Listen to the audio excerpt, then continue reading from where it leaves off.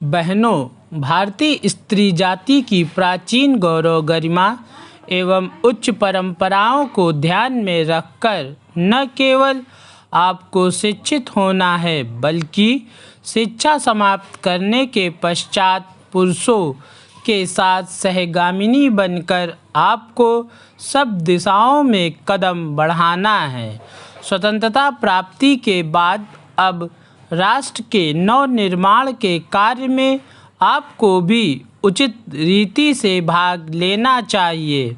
यह सब तभी संभव हो सकता है जब हम वर्तमान शिक्षा पद्धति की कमियों एवं दोषों को दूर कर उसको अपने अनुकूल एवं उपयोगी बना सकेंगे।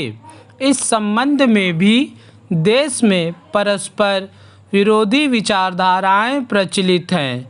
आधुनिक सुधारवादियों या जो अपने को प्रगतिशील कहते हैं, उनकी धारणा है कि बालक बालिकाओं को एक साथ शिक्षा दी जाए और दोनों की शिक्षा प्रणाली एक ही हो।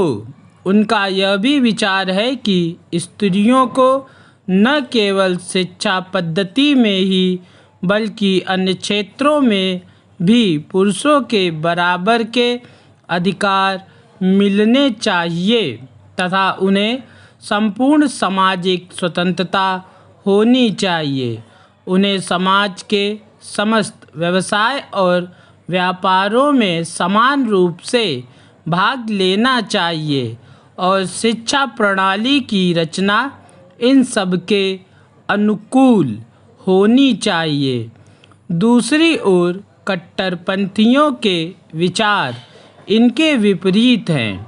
इस प्रकार स्त्री शिक्षा और अन्य बातों के संबंध में हमारे देश में वर्तमान समय में परस्पर विरोधी विचारधाराएं प्रचलित हैं। इन दोनों में से कौन सी विचारधारा उपयुक्त हो सकती है और किसके द्वारा हमारी संस्कृति एवं सभ्यता फल फूल सकती है, इस पर हमें ध्यान देना आवश्यक है। जहाँ तक मेरा अपना विचार है, मैं समझता हूँ कि हमारे लिए इन दोनों के बीच के मार्ग को अपनाना श्रेयस्कर होगा। वर्तमान शिक्षा पद्धति के आदर्श एवं उद्देश्यों में जो दोष पाए जाते हैं, उनके अतिरिक्त वह बहुत महंगी सिद्ध हो रही हैं। प्रतिवर्ष हम अपने शिक्षालयों द्वारा हजारों विद्यार्थियों को तैयार करते हैं, जिनमें से बहुतों को नौकरियां न मिलने पर जीविका चलाना बहुत कठिन हो जाता है। इस प्रकार हम अपने शिक्षकों द्वारा जहाँ काफ़ी संख्या में विद्यार्थी बेकार तैयार होते देखते हैं, वहाँ फैशन परस्त भी तैयार होते देखते हैं। हमारे साधारण गृहस्थ घरों की लड़कियां जब प्रारंभ से आधुनिक शिक्षालयों में प्रवेश पाती हैं, तो धीरे धीरे वे भी वहाँ की फैशन परस्ती की शिकार हो जाती हैं और सुंदर सुंदर बहुमूल्य साड़ियाँ एवं भांति भांति की साज श्रृंगार की वस्तुओं की नकल करने लगती हैं, जिससे अपने माँ बाप या अभिभावकों को पर्याप्त मात्रा में व्यय कराने के संकट में डाल देती हैं। ऐसी शिक्षा प्राप्त कर जब वे स्कूल या कॉलेज छोड़कर जाती हैं, तो उनका जीवन भार स्वरूप होने का भय रहता है, क्योंकि जीवन के कार्य क्षेत्र में वह अपव्ययी शिक्षा पद्धति धनोपार्जन के उपयुक्त सिद्ध नहीं हो सकती। यह नौकरी की आशा भी पूरी नहीं कर सकती और अंत में यह शिक्षा उनके लिए निकम्मी मालूम पड़ती है। महोदय, दूसरी तरफ जो कश्मीर की सरकार है, वहाँ इतनी बड़ी घटना घटी कि आतंकवादी जुलूस निकाल रहे हैं, भारत के खिलाफ नारे लगा रहे हैं, लेकिन वहाँ की सरकार चुप रही। इसके पीछे क्या कारण है? और इस घटना के बाद केंद्र सरकार भी मौन रही। केंद्र सरकार का इस पर कोई सकारात्मक बयान नहीं आ सका और अभी भी केंद्र सरकार मौन बैठी है। अखबारों में दिया गया है कि वहाँ 10 लोगों के विरुद्ध मुकदमा किया गया है। हम जानना चाहते हैं कि किस धारा, किस दफ़ा के तहत मुकदमा किया गया है। इसके बारे में भी सरकार को सदन में बताना चाहिए। इस घटना के बाद देश में संशय की स्थिति बनी हुई है कि क्या सरकार आतंकवादियों को जम्मू कश्मीर की इलाके में जानबूझकर संरक्षण दे रही है?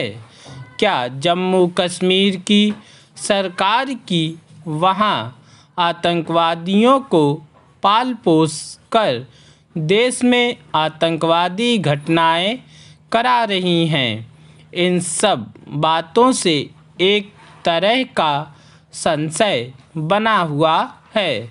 हम चाहते हैं कि इस पर सरकार का रिस्पॉन्स आना चाहिए और ऐसे गंभीर मामले में प्रधानमंत्री जी को स्वयं सदन में जवाब देना चाहिए।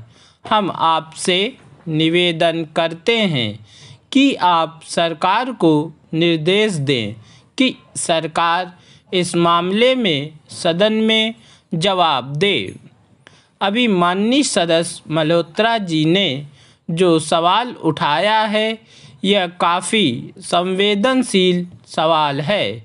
गिलानी के विषय में आज कोई नई बात सामने नहीं आ रही है। पहले 1-2 बयान भारत के विरोध में और पाकिस्तान के पक्ष में आ चुके हैं। जब रैली की बात हुई तब कश्मीर में जो सरकार है वह क्या कर रही थी, रैली के बारे में यह भी चर्चा है कि नकाबपोश के भेष में आतंकवादी थे और वे आतंकवादी भारत के खिलाफ और पाकिस्तान के पक्ष में नारे लगा रहे थे। उन नारों के अलावा जितनी आग भारत के खिलाफ उगली चाहिए थी, उतनी ही आग उगली गई। पाकिस्तान की तरफ से कभी कभी बयान आ रहा है कि भारत और पाकिस्तान सीमा विवाद सुलझाने की तरफ अग्रसर है। कश्मीर पाकिस्तान के झंडे लहराए गए, लश्कर-ए-तैयबा के झंडे लहराए गए।